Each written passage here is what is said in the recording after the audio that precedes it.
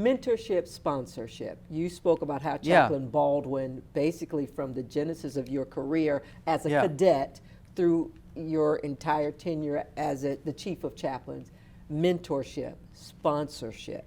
Yeah. There's a difference, as we know. Mentors, they invest in you. You usually know them. Sponsors, you may or may not know, but I think a sponsor is the one who says your name when you're not in the room and advocates for you. That's right. That's right. What words of advice would you have for juniors who need mentorship, but also for seniors who need to mentor, but also sponsor? Yeah, I give 3 pieces of advice to young chaplains, and I think it applies every place you are. The first is bloom where you're planted. Yes. I mentioned earlier the greatest gift I was given was somebody telling me very early on as a chaplain, "You'll never be chief of chaplains." Mm-hmm. I mean I don't think it would have ruined me, you know, if they had said, "Oh, here's the chief of chaplains track." I didn't know it. I didn't care. Exactly. And the fact that they told me I could never be chief of chaplains, that was amazing. Liberating in some ways, It was right? liberating. I never had to worry about any of that. So bloom where you're planted, and I did.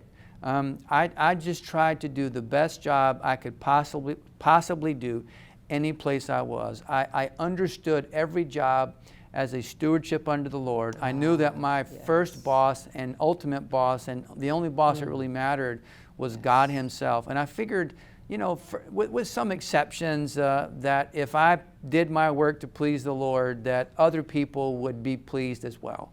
And so bloom where you're planted. The second thing I would say is don't burn any bridges.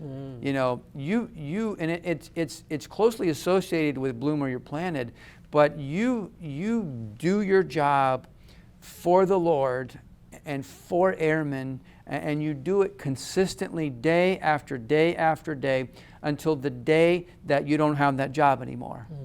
You know, don't coast, don't go road. You just love the Lord your God with all your heart, soul, mind, and strength, and love your neighbor as yourself. And you do it as a chaplain in uniform. That's what you're called to do. So bloom where you're planted. Don't burn any bridges. If you have a boss that you think is a jerk, that you think I'm gonna tell her off, or I'm gonna tell him off, don't do that.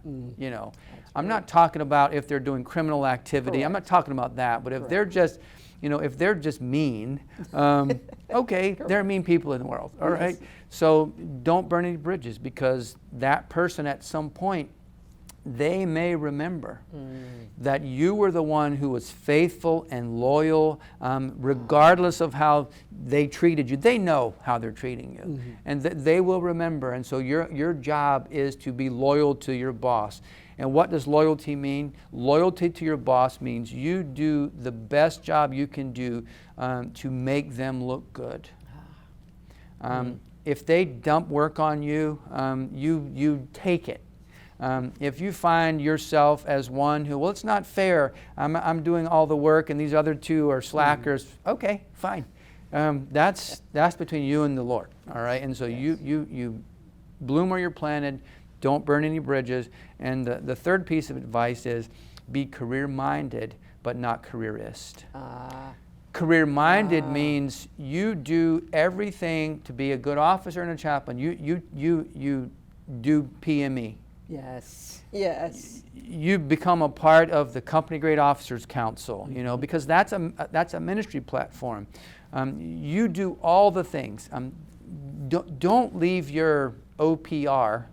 Is it still called OPR?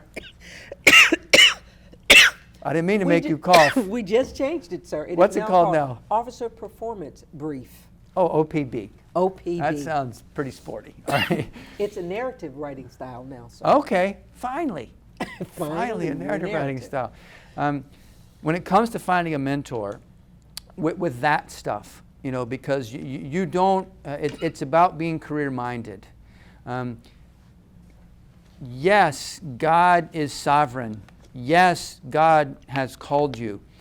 But this is a human system. Yes, sir. And if you leave your OPB to someone who doesn't care as much about your career as you do, because of your ministry, not because you want to get promoted, but because you want to, what's promotion other than giving you longer to stay to be a chaplain? I mean, for me, that was the whole thing.